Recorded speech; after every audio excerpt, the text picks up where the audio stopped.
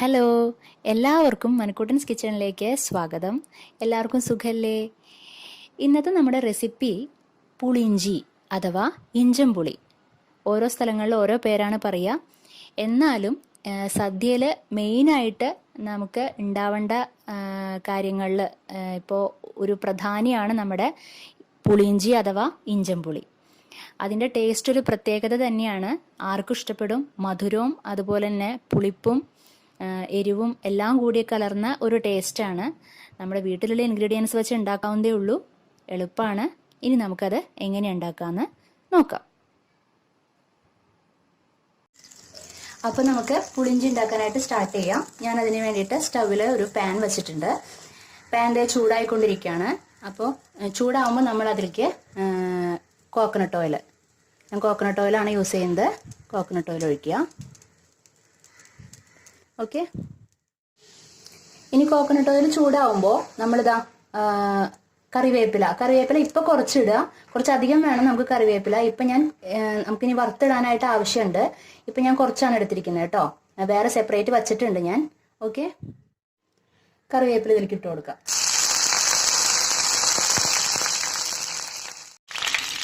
അതിനുശേഷം നമ്മളിതാ ഇഞ്ചി, 2 വലിയ കഷ്ണം ഇഞ്ചിയാണ് ഞാൻ എടുത്തിരിക്കുന്നത്.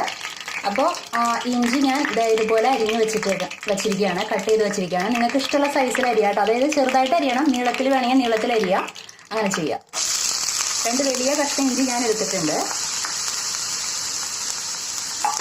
എന്നിട്ട് നന്നായിട്ടൊന്ന് മിക്സ് ചെയ്ത് കൊടുക്കാം. ഇത് നന്നായിട്ട് വാടി വരണം. ഇഞ്ചി ഒരുവിധം വാടി കഴിയുമ്പോൾ നമ്മളിതാ ഞാനൊരു 6 പച്ചമുളക്, 6ഓ 7ഓ എടുത്തോളൂ കേട്ടോ. അത് നിങ്ങളുടെ എരിവിനനുസരിച്ചിട്ട്. അത് ചെറുതായിട്ട് വട്ടത്തിൽ അരിഞ്ഞു വെച്ചിരിക്കുകയാണ്. അത് ഇതിലേക്ക് ആഡ് ചെയ്യാം.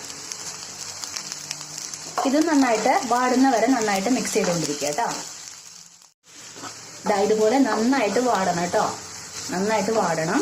ഇങ്ങനെ വാടിക്കഴിയുമ്പോൾ ഫ്ലെയിം എപ്പോഴും മീഡിയത്തിലായിരിക്കണം കേട്ടോ. അത് പ്രത്യേകം ശ്രദ്ധിക്കുക. ഇങ്ങനെ വാടിക്കഴിയുന്ന സമയത്ത് നമുക്കിതാ പൊടികൾ ആഡ് ചെയ്യാം. ആദ്യം മഞ്ഞൾപ്പൊടി ആഡ് ചെയ്യാം. മുളക് പൊടി ആഡ് ചെയ്ത് കൊടുക്കാം. ചെറിയ സ്പൂണാണ് കേട്ടോ. നന്നായിട്ടൊന്ന് മിക്സ് ചെയ്ത് കൊടുക്കാം. അടുത്തായിട്ട് ആവശ്യത്തിന് ഉപ്പ് ആഡ് ചെയ്ത് കൊടുക്കാം. നന്നായിട്ട് മിക്സ് ചെയ്യാം. അടുത്തതായിട്ട് നമുക്ക് പുളിയാണ് വേണ്ടത്. പുളി ഞാനിവിടെ ഒരു വലിയ നാരങ്ങ വലുപ്പത്തിൽ എടുത്തിട്ടുണ്ട് പുളി. അത് ഞാൻ ഇവിടെ സോക്ക് ചെയ്ത് വെച്ചിരിക്കുകയാണ്. 1 മണിക്കൂറിന് മുമ്പ് ഞാൻ സോക്ക് ചെയ്യാനായിട്ട് വെച്ചിരുന്നു. അത് നന്നായിട്ട് പിഴിഞ്ഞ് ഇതിൻ്റെ വെള്ളം എടുക്കണം. ഒരുവിധം കട്ടിയാവണം കേട്ടോ. വല്ലാണ്ട് കട്ടിയല്ല, എന്നാലും ഒരുവിധം കട്ടി. ഓക്കെ, ഇതിൻ്റെ പിഴിഞ്ഞിട്ട് ഇതിൻ്റെ വെള്ളം എടുക്കണം നമുക്ക്. ഇനി നമുക്കിതാ ഈ പുളി വെള്ളം, ഞാൻ പുളി അതിൽ നിന്ന് എടുത്തു, അതിൻ്റെ വെള്ളമാണിത്. ആഡ് ചെയ്ത് കൊടുക്കാം.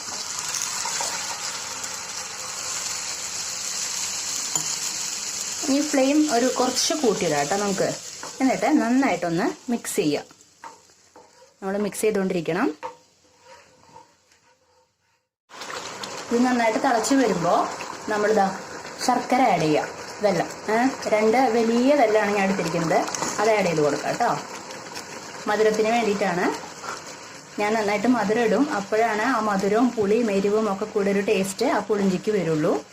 എന്നിട്ട് നന്നായിട്ടൊന്ന് തിക്കാവണ വരയ്ക്കും നന്നായിട്ട് മിക്സ് ചെയ്തുകൊണ്ടിരിക്കുക. ഒരുവിധം തിക്കായിട്ടുണ്ട്. ഒന്നുകൂടെ തിക്കാവണ വരയ്ക്കും നന്നായിട്ട് മിക്സ് ചെയ്തുകൊണ്ടിരിക്കുക കേട്ടോ. ഇളകിക്കൊണ്ടിരിക്കുക. നന്നായിട്ട് കുറുകി വന്നിട്ടുണ്ട്. കണ്ടില്ലേ? നമുക്ക് ഫ്ലെയിം ഓഫ് ചെയ്യാം കേട്ടോ. ഇനി നമുക്ക് വേറൊരു പാനിൽ നമുക്ക് ഇതിന് വേണ്ടിയിട്ട് താളിക്കണം എന്ന് പറഞ്ഞാൽ വറുത്തിടുക. ചിലവർ താളിക്കാന്നല്ലേ പറയുക. കടുകും മുളകും കറിവേപ്പിലയും കൂടിയിട്ട്. അതിന് വേണ്ടിയിട്ടാണ് ഞാൻ കറിവേപ്പില അധികം വേണമെന്ന് പറഞ്ഞത് കേട്ടോ. അപ്പം ഞാൻ താളിക്കുന്നതിന് വേണ്ടിയിട്ട് ഒരു ചെറിയ പാൻ വെച്ചിട്ടുണ്ട്. അപ്പോൾ സ്റ്റൗ ഓൺ ചെയ്തിട്ടുണ്ട്. ഫ്ലെയിം ഓണാണ്. ഇനി നമുക്ക് കുറച്ച് വെളിച്ചെണ്ണ ഒഴിച്ചു കൊടുക്കാം.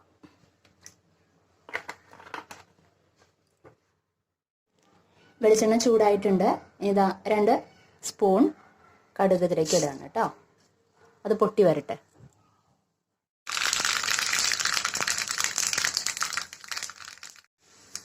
കടുക് പൊട്ടിക്കഴിയുമ്പോൾ നമ്മൾ എടുത്തു വെച്ചിരിക്കുന്ന കറിവേപ്പില,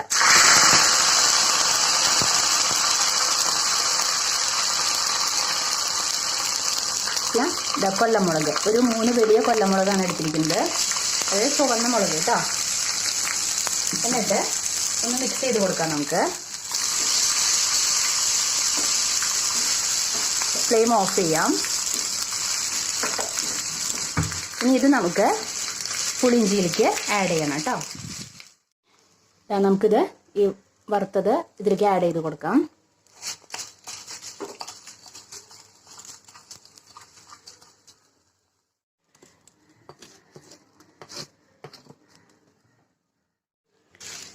നന്നായിട്ടൊന്ന് മിക്സ് ചെയ്യാം.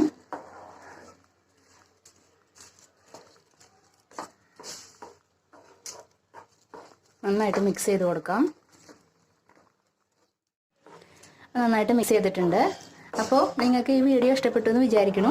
ഇഷ്ടപ്പെട്ട് കഴിഞ്ഞിട്ടുണ്ടെങ്കിൽ വീഡിയോയ്ക്ക് ലൈക്ക് ചെയ്യാനും കമൻറ്റ് ചെയ്യാനും ഷെയർ ചെയ്യാനും ഒന്നും മറക്കരുത് കേട്ടോ.